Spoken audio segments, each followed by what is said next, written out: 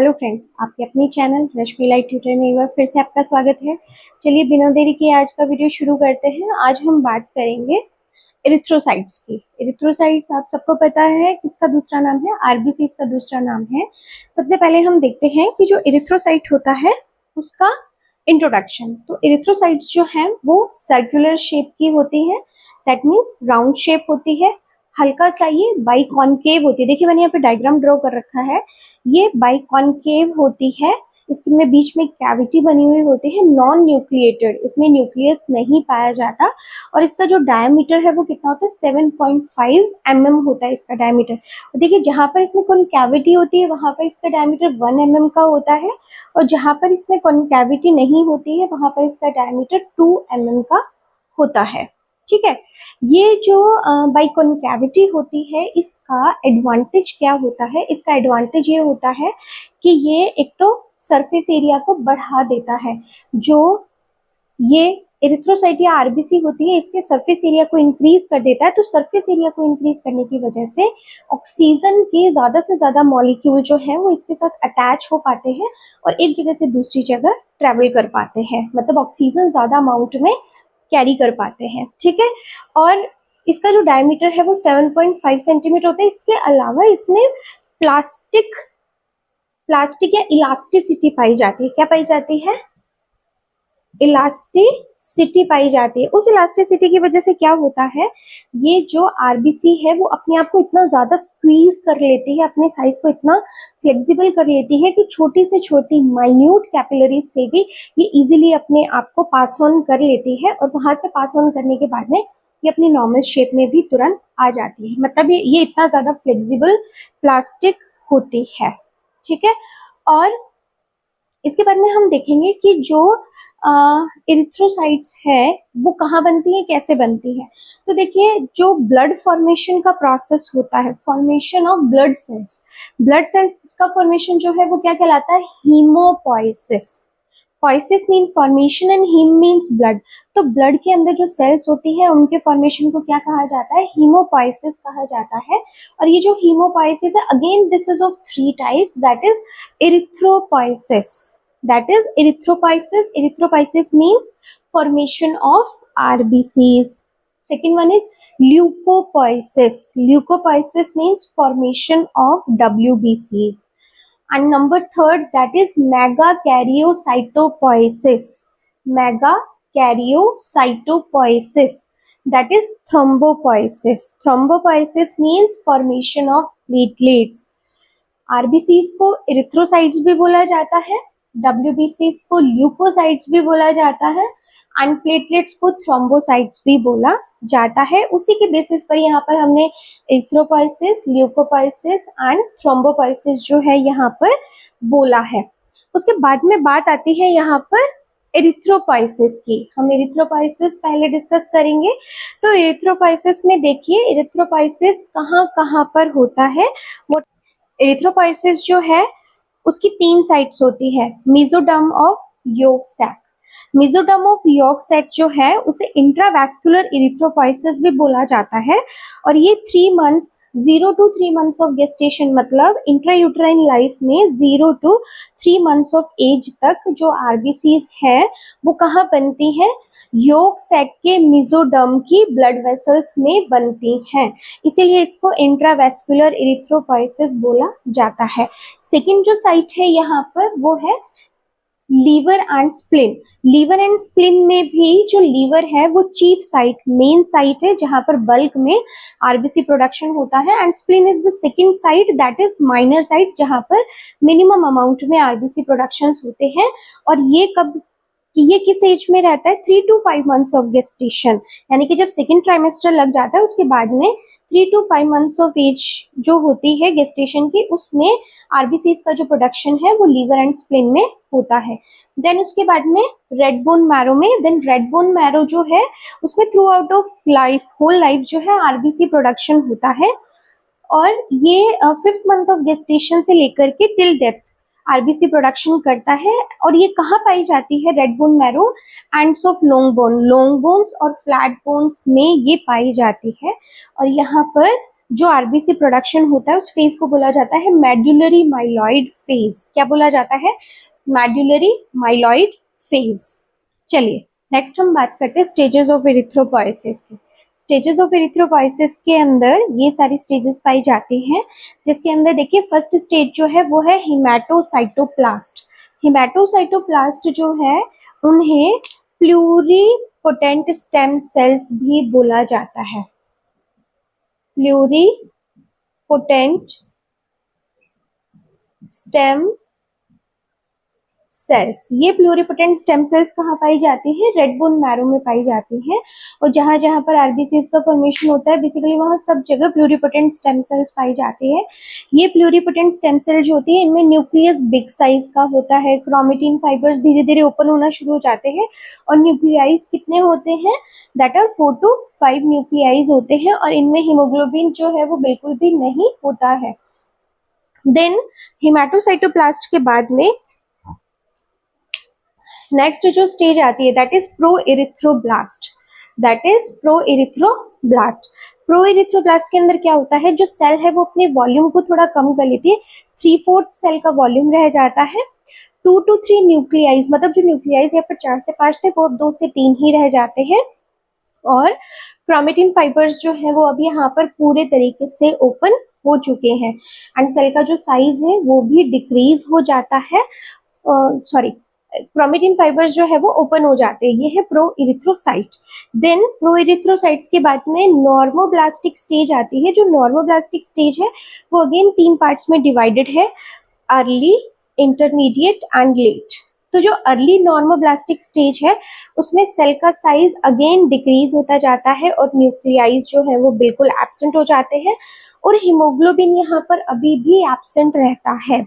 Intermediate normoblast में क्या होता है? न्यूक्लियस का साइज अगेन और ज्यादा छोटा होता जाता है एंड कॉन्कैविटी स्टार्ट होना शुरू हो जाती है और हीमोग्लोबिन अब यहाँ पर थोड़ा थोड़ा अपीयर होना शुरू हो जाता है। देन लेट नॉर्मोब्लास्ट में क्या होता है? न्यूक्लियस जो है वो बहुत ही स्मॉल साइज का होता है और न्यूक्लियस जो है बिल्कुल नाम मात्र का रह जाता है और क्रोमेटिन्स जो है वो भी डॉट के जैसे रह जाते हैं, बहुत धीरे धीरे बिल्कुल ही डिसअपियर होना शुरू हो जाते हैं और यहाँ पर धीरे धीरे हीमोग्लोबिन का कंटेंट जो है वो आरबीसी सेल्स में बढ़ता जाता है।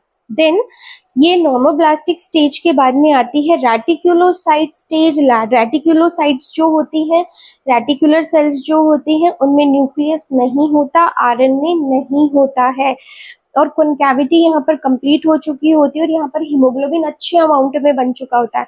And last one is the erythrocytes. Last one is erythrocytes. Erythrocytes क्या होता है? मैच्योर आरबीसी होती है, न्यूक्लियस यहाँ पर नील होता है, कुछ भी नहीं होता है और यहाँ पर जो हीमोग्लोबिन अमाउंट है उसका लेवल जो है वो बहुत ज्यादा हायर होता है।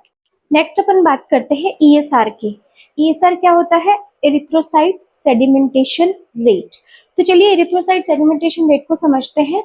अगर हम ब्लड को किसी एंटीकोएगुलेंट के साथ मिक्स करें, दैट इज सोडियम सिट्रेट, अगर हम ब्लड को सोडियम सिट्रेट के साथ मिक्स करके उससे वर्टिकली अपन किसी टेस्ट ट्यूब में मिक्स करके उसे स्टैंड कर देते हैं, अलाउ टू स्टैंड वर्टिकली, और इसको क्या बोला जाता है? Western green tube. जिस टेस्ट ट्यूब में से डाला जाता है उसे क्या बोला जाता है? वेस्टर्न ग्रीन ट्यूब बोला जाता है। उसके अंदर अगर इसको हम वर्टिकली स्टैंड कर देते हैं बिना हिलाए डुलाए तो जो आरबीसीज है वो नीचे सेटल डाउन होना शुरू हो जाती है, क्योंकि आरबीसीज की स्पेसिफिक ग्रेविटी क्या होती है?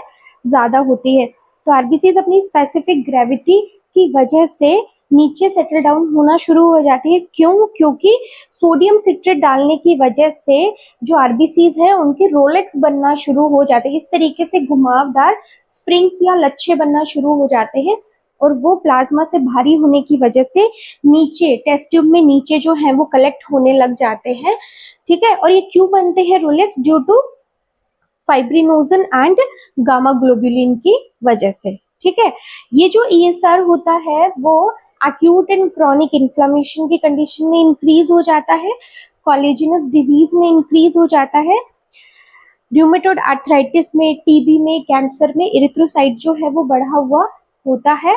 और जो मेल एंड फीमेल में अगर हम ESR या इरिथ्रोसाइट सेडिमेंटेशन रेट की बात करें तो मेल में 5 mm पर आवर के हिसाब से ESR आता है और फीमेल में 10 mm पर आवर्स के अकॉर्डिंग ESR कैलकुलेट किया जाता है। और ये आपको अलग अलग बुक्स में माइन्यूट वेरिएशंस आपको हर जगह देखने को मिलेंगे। नेक्स्ट हम बात करते हैं स्ट्रक्चर ऑफ हीमोग्लोबिन की। ये मैंने जो यहाँ पर ड्रॉ करी है वो क्या है, स्ट्रक्चर ऑफ हीमोग्लोबिन। तो हीमोग्लोबिन की जो स्ट्रक्चर होती है, देखिए यहाँ पर मैंने हीमोग्लोबिन जो होता है वो पोरफायरिन रिंग का बना हुआ होता है। ये पूरी की पूरी जो है वो क्या है, पोरफायरिन रिंग है जिसके अंदर 4 पायरोल रिंग्स होती है। तो अगर हम एक पायरोल रिंग की बात करें तो ये एक पायरोल रिंग जो होती है उसके अंदर मिथाइल, विनाइल और ये प्रोपियोनाइल होता है। ठीक है, अब यहाँ पर 4 रिंग है जिसमें से फर्स्ट एंड सेकंड रिंग में तो नाइट्रोजन के साथ मिथाइल एंड विनाइल होगा, and third and fourth ring जो होगी उसमें नाइट्रोजन के साथ मिथाइल एंड प्रोपियोनाइल ग्रुप होगा। ठीक है, ये जो चारों रिंग्स हैं वो आपस में CH ग्रुप के थ्रू, मिथेनाइल ग्रुप के थ्रू लिंक्ड बाय मिथेनाइल ग्रुप। ये देखिए मिथेनाइल ग्रुप के थ्रू ये आपस में जुड़ी हुई होती हैं चारों रिंग, और ये चारों रिंग आपस में आयरन कंटेंट से भी, आयरन से जुड़ी हुई होती हैं, हीम या आयरन से जुड़ी हुई होती है, इसीलिए इसे हीम एंड ग्लोबिन मिलकर के क्या बनाते हैं, हीमोग्लोबिन बनाते हैं। और ये देखिए यहाँ पर ये जो डबल बॉन्ड है ऑल्टरनेट आता है, जैसे यहाँ पर जो आपको डबल बॉन्ड दिखाई देगा, सपोज यहाँ पर डबल बॉन्ड है तो उसके बाद में आपको यहाँ पर डबल बॉन्ड दिखाई देगा, यहाँ डबल बॉन्ड है तो आपको यहाँ डबल बॉन्ड दिखाई देगा, यहाँ डबल बॉन्ड है तो आपको यहाँ डबल बॉन्ड दिखाई देगा। इस तरीके से इस पूरी रिंग में जो डबल बॉन्ड होता है वो ऑल्टरनेट चलता है। एक जो हीमोग्लोबिन मॉलिक्यूल होता है उसके साथ 4 ऑक्सीजन के मॉलिक्यूल अटैच हो सकते हैं, क्योंकि देखिए इसमें एक पोरफायरिन रिंग बनती है, 4 पायरोल इसके अंदर रिंग होती है। ये चारों पायरोल रिंग आपस में CH ग्रुप से जुड़े हुए होते हैं। डबल बॉन्ड इसमें ऑल्टरनेट होता है। फर्स्ट एंड सेकंड ग्रुप में मिथाइल एंड विनाइल होता है, and second and third group के अंदर, थर्ड एंड फोर्थ ग्रुप के अंदर मिथाइल एंड प्रोपियोनाइल होता है। ठीक है, और ये जो चारों पायरोल्स होते हैं वो आपस में कनेक्टेड होते हैं, और ये चारों पायरोल एक आयरन से भी कनेक्टेड होते हैं या एक हीम मॉलिक्यूल से भी कनेक्ट होते हैं, इसीलिए से haem and plus globin that is haemoglobin बोला जाता है। नेक्स्ट बात करते हैं अपन कंट्रोल ऑफ इरिथ्रोपोइसिस। इरिथ्रोपोइसिस जो है या फॉर्मेशन ऑफ आरबीसीज को कौन कंट्रोल करता है, जैसे ही बॉडी के अंदर टिश्यू हाइपोक्सिया डेवलप होता है, hypoxia that means lack of oxygen in the tissues, तो टिश्यूज के अंदर जब ऑक्सीजन की कमी होती है, hypoxia that means oxygen decrease, oxygen जब टिश्यूज के अंदर डिक्रीज हो जाती है तो उस कंडीशन में ऑक्सीजन के डिक्रीज होते ही किडनी जो है वो क्या सिक्रीट करती है, किडनी जो है वो इरिथ्रोपोइटिन सिक्रीट करती है। किडनी क्या सिक्रीट करती है, इरिथ्रोपोइटिन सिक्रीट करती है जो ब्लड में मिक्स होता है। ये इरिथ्रोपोइटिन ब्लड के थ्रू बोन मैरो में जाता है और इरिथ्रोपोइसिस प्रोसेस को एनहांस करता है, जहाँ से आरबीसीज जो है वो स्पीडली बनना शुरू होते हैं और ब्लड के अंदर ऑक्सीजन कैरिंग कैपेसिटी जो है वो ब्लड की बढ़ जाती है, क्योंकि आरबीसीज जो है वो बनकर के ब्लड में आना शुरू हो जाती है प्रो एरिथ्रोसाइट या एरिथ्रोसाइट फॉर्म में, एंड ऑक्सीजन को कैरी करना शुरू कर देती है और टिश्यू हाइपोक्सिया जो रिवर्स हो जाता है, मतलब रिवर्स का मतलब टिश्यू हाइपोक्सिया अब ठीक हो जाता है। और जैसे टिश्यू हाइपोक्सिया रिवर्स होता है, किडनी को मैसेज मिलता है, किडनी इरिथ्रोपोइटिन को सिक्रीट करना कम कर देती है या बंद कर देती है। देन उसके बाद में हम देखते हैं डिस्ट्रक्शन ऑफ आरबीसी।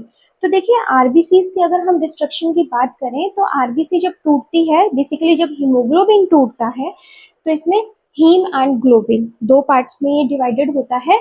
हीम में जो आयरन पार्ट है दैट इज रीयूटिलाइज्ड, आयरन तो रीयूटिलाइज हो जाता है, और जो फेरेटिन बचता है वो हमारी बॉडी के अंदर अगेन स्टोर हो जाता है फिर से हीमोग्लोबिन बनने के लिए। देन ग्लोबिन जो होता है वो अगेन 2 पार्ट्स में टूटता है, bilirubin and biliverdin, these are the bile salt and bile pigment. ये जो बिलीरुबिन एंड बिलीवर्डिन होते हैं ये रेटिकुलो एंडोथेलियल सेल्स में बनते हैं और ये रेटिकुलो एंडोथेलियल सेल्स कहाँ पाई जाती है? Liver, kidney and bone marrow में। तो ये बिलिरुबिन एंड बिलिवर्डिन जो है वो क्या करते हैं? बिलिरुबिन जो है वो यूरोबिलिनोजन एंड स्टर्कोबिलिनोजन में कन्वर्ट हो जाता है। यूरोबिलिनोजन एंड स्टर्कोबिलिनोजन, ये जो बाइपिगमेंट्स होते हैं यूरोबिलिनोजन एंड स्टर्कोबिलिनोजन में कन्वर्ट हो जाता है। यूरोबिलिनोजन तो यूरिन को कलर देता है एंड स्टर्कोबिलिनोजन जो होता है वो स्टूल को कलर देता है, एंड यूरिन एंड स्टूल को कलर देकर के ये हमारी बॉडी से एक्सक्रीट आउट हो जाते हैं। आरबीसी का जो लाइफ स्पैन होता है वो 80 to 120 डेज का होता है। आरबीसी के फॉर्मेशन में 7 डेज लगते हैं और जो आरबीसी का डिस्ट्रक्शन साइट है that is liver, spleen and bone marrow.